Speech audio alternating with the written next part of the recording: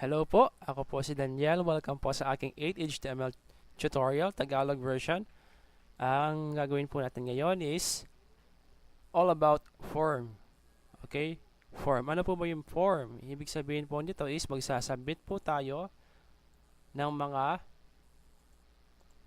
information, okay, from HTML form to server-side scripting language. For example po, yung PHP. So, kailangan po natin yung form para mag-submit ng mga user information. Okay, so, para malaman nyo po kung anong ibig ko sabihin, ito po yung codes. Okay, so ito po yung form tag, form, and form. Okay, so pag sinabi po natin action dito sa loob ng form, okay, form action, ito po yung tina-target ng form at gagawin po ng isang file para i-process po ang form na ito. Okay, for example po, ipasa.php. So, hindi pa po natin itatackle yung PHP sa ngayon, pero gagawa po ako ng tutorial about PHP. So, stay tuned po. So, sa ngayon po, ganyan na po muna. Okay? So, ito pong method, post, kailangan po ito. Ito po yung isa sa mga method na ginagamit para mag-submit ng data. Pwede rin po yung get. Okay? So, i-explain ko po itong mga ito kapag nakagawa na po ako ng tutorial ng PHP. So, sa ngayon, ganyan na po muna. Okay? Ito naman pong ENC type, multi-part form data. Ang ibig sabihin po nito is, kapag nag-upload po kayo ng mga files, kailangan nyo pong ilagay ito. Kapag yung form po ninyo is mayroong file upload, kailangan nyo pong ilagay ito. Kundi, hindi po ma-upload yung file. Okay? So, for example, alisin nyo po ito. Save. At punta tayo sa refresh. Wala pong magbabago. Kaya lang po, dito sa pangatlong line na to, itong form na to, meron siyang browse. Okay? Mamimili tayo ng files. So, kapag sinubmit natin yon, hindi siya masasubmit. So, kailangan meron siyang ganito. Ang type multi-part form data para sa file upload. Okay, so i-explain ko po muna sa inyo yung first two form. Okay? Ito po yung input. So, ang paggawa po ng mga different inputs dito sa form, okay, mapapansin nyo po lahat nakalagay sa form tag, form, and ending form tag. Okay, ito po. Ito yung text, pangalan ng user, input type, text, name, username, size 15, max length 5, value, enter a username, and the closing tag. Ito. Okay? So, yun po yung input. Input type po, ang type, ibig sabihin kung ano po yung type ng form. Okay? For example, yan. Ito po yung una. Ito po yun, text po yan. Input type is text. Okay? Mapapansin nyo po, nagta-type ako. Okay? Hanggang 5 characters lang po ang natatype ko kasi meron siyang max length. Okay? Value of 5. Okay? Pwede rin yung palitan nito kaya alisin nyo na para makapag-save, makapag-text kayo ng madami. Okay? So, tignan natin kung makakapag-text na tayo. Ayan po. Okay?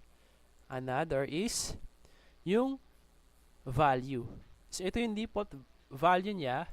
So, nung pagka-refresh ko po ng page, enter a username. Ang nakalagay. Okay? Try po natin uli. Index. Ayun po. Enter a username. Ito po yung default value niya. Okay, pwede nyo pong tanggalin yan. Okay. Next. Okay. Size 15. So, ito po is yung size lang po ng input type na text. Okay. Pwede nyo pong dagdagan. For example, 55. Makikita nyo po yung ano dyan. Yung difference niya. Ayun. So, itong pong input na to, from here, hanggang dito na po siya. So, ayun. So, yun lang po. Size lang po. Okay. So, balik po ulit tayo sa code. Okay. So, yun po yung input type text. Okay. Ito po yung type niya is text. Ito pong name, kailangan po natin itong name dahil ito po yung gagamitin ng scripting language natin, yung sample PHP, para kunin yung value. Okay. At ilagay sa database, for example. Okay. So, wag na po muna nating alalahanin yon. So, darating po tayo doon kapag nasa PHP na po tayo. Okay, so next is the password. So, input type is password. Okay, name password. Okay, ito po yung ano dyan. Yung type dito is text, ito is password. Ano po yung pagkakaiba nila? So, yung input na password po is, kapag nag-type kayo is, hidden po sila, bullets. Okay? Okay. So, pwede nyo rin pong i-apply yung ibang attributes. For example, yung max length, size dito sa password. Okay. At saka yung value, pwede rin. Okay. Next, ito po yung larawan. Larawan. Ito po is a file. Siyempre, mag-upload po kayo ng image. Kailangan po natin ng file. Okay. Input type file. Okay. So, ang mangyayari niyan is, ito po, lalabas po itong browse. Pag browse natin yan, magsaselect tayo ng image. Ayan, for example, ito. Okay, lalabas dito yung pangalan ng image.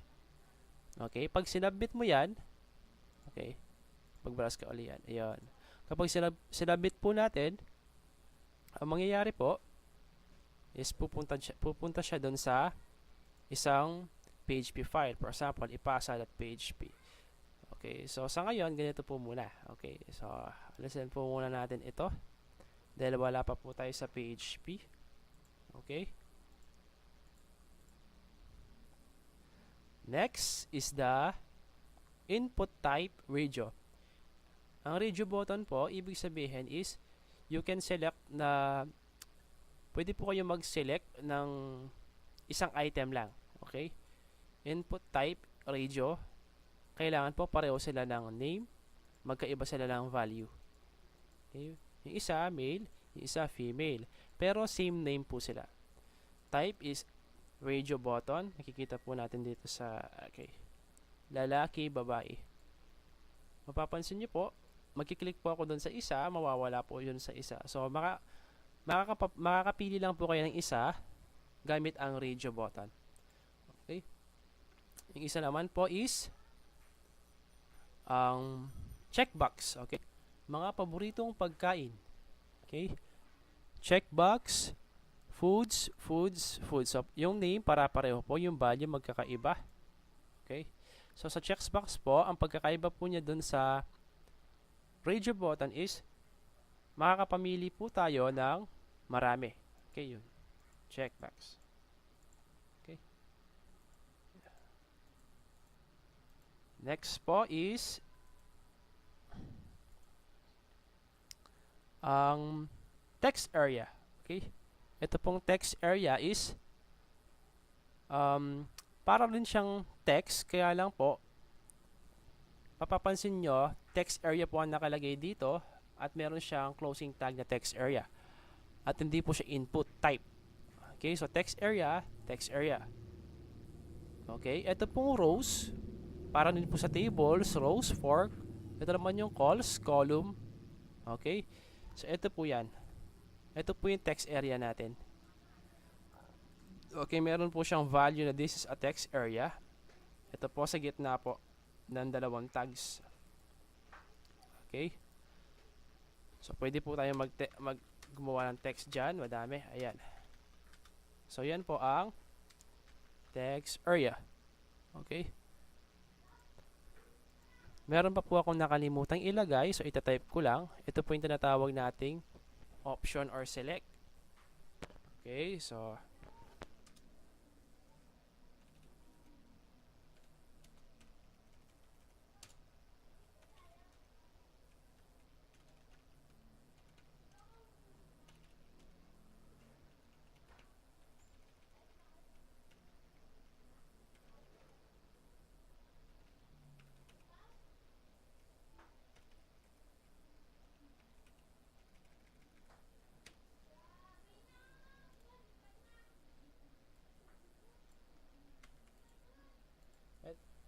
ito po yung tinatawag natin drop down menu or drop down list.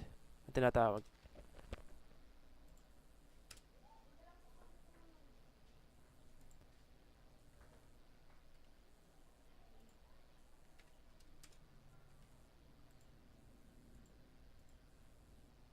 Okay, for example, chicken,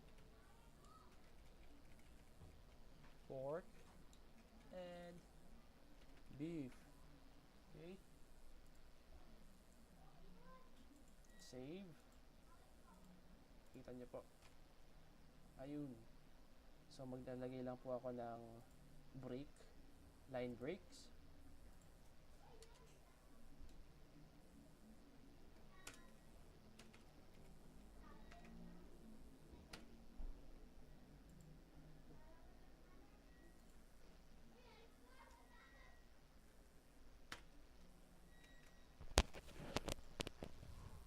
Okay.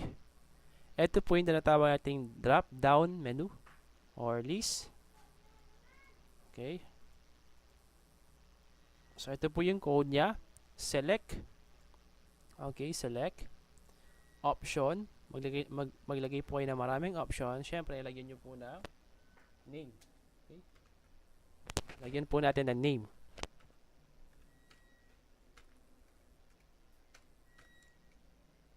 Meat. So, yun po. So, pwede nyo rin pong lagyan ng value dito. Okay.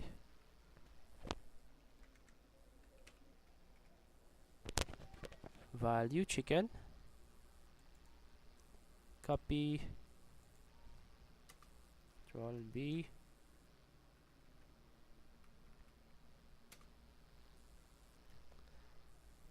Okay.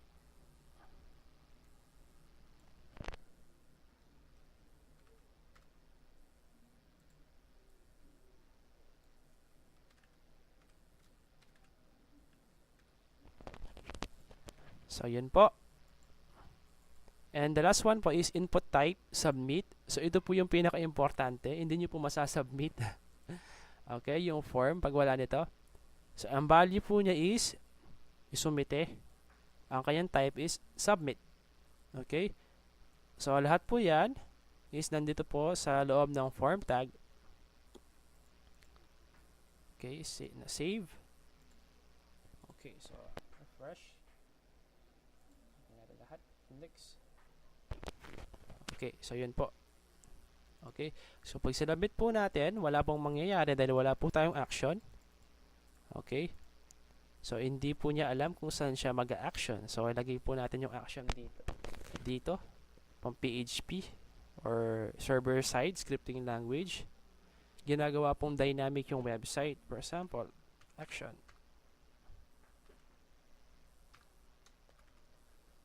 Okay. Hello.php. Okay. Method is equal to post. Okay, so huwag niyo po munang alalahanin ito dahil sa PHP po yan. Papakita ko lang po kung gagana siya. Okay, isasubmit niya. Okay, pagka-submit, hahanapin po niya yung file. Okay, so wala po tayo nun. Ito pong file na to yung magpa-process ng form natin dito.